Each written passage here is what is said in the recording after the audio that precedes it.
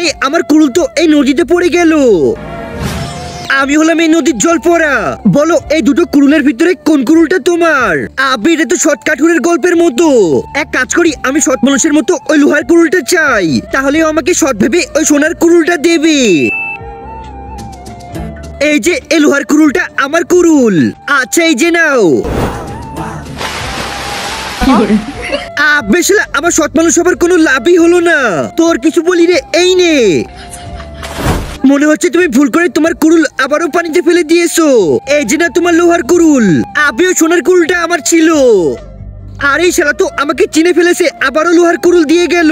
এখন আমি কি করব?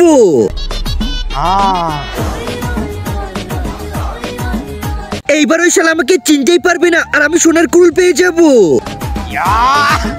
তার আগে তুমি যদি আল্লাহ তাআলার এই ছবিটিকে ভালোবেসে থাকো তাহলে ভিডিওটিতে একটি লাইক দিয়ে চ্যানেলটিকে সাবস্ক্রাইব করে কমেন্ট বক্সে আই লাভ ইউ আল্লাহ লিখে যাবে। আরে বাবা তুমি আমাকে এই আঙ্গুল কেন দেখাচ্ছ? আঙ্গুল কেন দেখাচ্ছি? এবারে আঙ্গুল তোর পিছনে যাবে। আরে আমার কুড়ুল কোথায়?